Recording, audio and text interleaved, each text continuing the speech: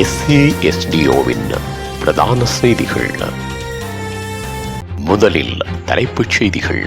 6000 போலி வாகனங்கள் குறித்து விசாரணை தொடரும். சுற்றி வளைப்பு, வீழ்ச்சியடைந்த அரிசி விலை. ஐரோப்பிய நாடொன்றில் தீயில் சிக்கி உயிர்ந்த இலங்கை தமிழ் இளைஞர். இலங்கை கடற்படையால் கைது செய்யப்பட்ட கடத்தொழிலாளர்கள் விடுதலை. கோர விபத்தில் 2 இளைஞர்கள் பலி. சூடானில் தீவிரமடையும் உள்நாட்டு போர், ராணுவ தாக்குதலில் 127 பேர் உயிரிழப்பு. தொடர்பன விரிவான செய்திகள். தாயக செய்திகள். இலங்கைக்கு சட்டவிரோதமாக இறக்குமதி செய்யப்பட்ட மற்றும் மோட்டார் போக்குவரத்து திணைக்களத்தில் போலியாக பதிவு செய்யப்பட்ட சுமார் 6000 வாகனங்கள் குறித்து விசாரணைகள் நடத்தப்படுவதாக தெரிவிக்கப்பட்டுள்ளது. லஞ்சம் அல்லது ஊழல் குற்றச்சாட்டுகளை விசாரணை செய்யும் ஆணைக்குழு தற்போது விசாரணைகளை மேற்கொண்டு வருகிறது. வரி செலுத்தாமல் இறக்குமதி செய்யப்பட்டதாக கூறப்பட்ட நிலையில் அடையாளம் காணப்பட்ட வாகனங்கள் தொடர்பில் சட்ட நடவடிக்கை எடுக்கப்பட்டு வருவதாக ஆணைக்குழு தெரிவித்துள்ளது. இந்த வாகனங்கள் சுங்க வரிகள் மற்றும் இரத கட்டணங்கள் வசூலிப்பதற்கு சுங்கத்துறையிடம் ஒப்படைக்கப்பட்டுள்ளதுடன் மேலதிக விசாரணைகள் தொடர்ந்தும் இடம்பெறுகின்றன.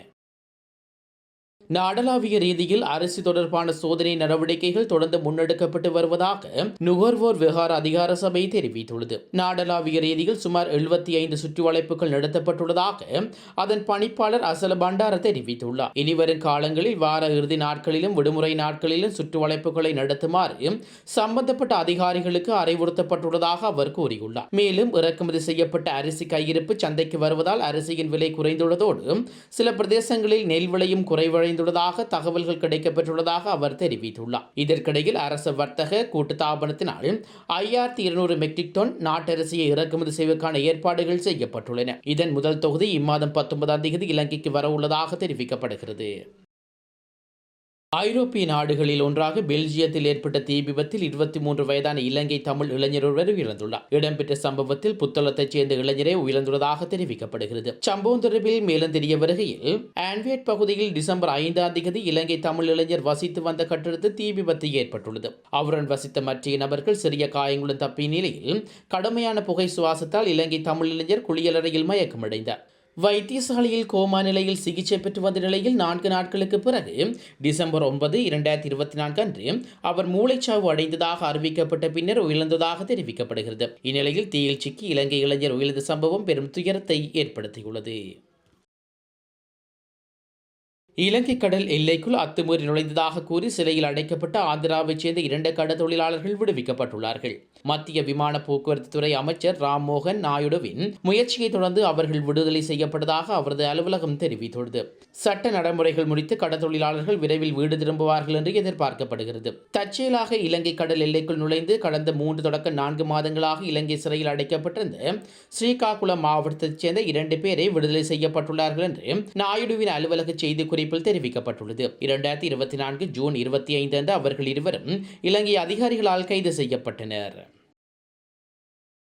கட்பிட்டி பாலாவிய பிரதான வீதியில் இடம்பெற்ற வாகன விபத்தில் 2 இளைஞர்கள் உயிரிழந்துடன் ஒருவர் காயமடைந்துள்ளதாக நுரைசீலை காவல்துறையினர் தெரிவித்துள்ளனர். நுரைசீலையிலிருந்து முந்தளம் நோக்கி சென்ற பாரதூரி ஒன்றும் அவ்வழியாக சென்ற மோட்டார் சைக்கிளின் மீது நேருக்கு நேர் மோதியதில் விபத்து சம்பவித்துள்ளது. மோட்டார் சைக்கிளில் பயணித்த 3 இளைஞர்களில் 2 படுகாயமடைந்து புத்தளம் ஆரம்ப வைத்தியசாலையில் அனுமதிக்கப்பட்ட நிலையில் 2 உயிரிழந்துள்ளதாக வைத்தியசாலை காவல்துறையினர் தெரிவித்துள்ளனர். இந்த விபத்தில் ஒரு பிள்ளையின் தந்தையான நிபுன் பிரிமால் மற்றும் தசுன் மசுதங்க ஆகியோரை உயிரிழந்ததாக தற்போது அடையாளம் காணப்பட்டுள்ளது.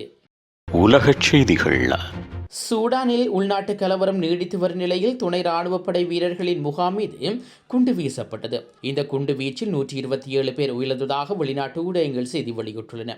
ஆப்பிரிக்க நாடான சூடானில் கடந்த 2021ஆம் ஆண்டு ராணுவம் ஆட்சியை கைப்பற்றியது. ராணுவ தளபதியான ஜெனரல் படக் அல் பல்கையன் அங்கு ஆட்சியை நடத்தி வருகின்றார். துணை ராணுவ படைப்பிரிவுகளில் ஒன்றான அதிவிரைவு ஆதரவு படையினரை ராணுவத்துடன் இணைக்க ராணுவ தளபதி ஜெனரல் படக் அல் பல்கையன் முயற்சி மேற்கொண்டார். அதற்கு துணை ராணுவ படையினர் அதிவிரைவு ஆதரவு படையினர் தரப்பில் எதிர்ப்பு கிளம்பியது. இதனால் ராணுவத்திற்கும் துணை ராணுவத்திற்கும் இடையில் மோதல் ஏற்பட்டது. 2022ஆம் ஆண்டு முதல் உள்நாட்டு போராக மாறி கடுமையான சண்டை நடைபெற்று வருகிறது. சுமார் 2 ஆண்டுகளாக நீடித்து வரும் இந்த போரில் பல்லாயிரக்கணக்கானவர்கள் உயிரிழந்துள்ளார்கள்.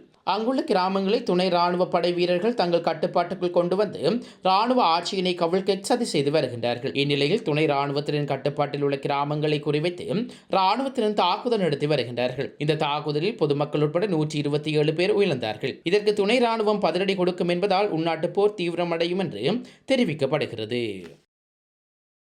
மீண்டும் தலைப்புச் செய்திகள். 6000 போலி வாகனங்கள் குறித்து விசாரணை. தொடரும் சுற்றி வளைப்பு, வீழ்ச்சியடைந்த அரிசி விலை. ஐரோப்பிய நாடொன்றில் தீயில் சிக்கி உயிர்ந்த இலங்கை தமிழ் இளைஞர். இலங்கை கடற்படையால் கைது செய்யப்பட்ட கடத்தொழிலாளர்கள் விடுதலை. கோர விபத்தில் 2 இளைஞர்கள் பலி.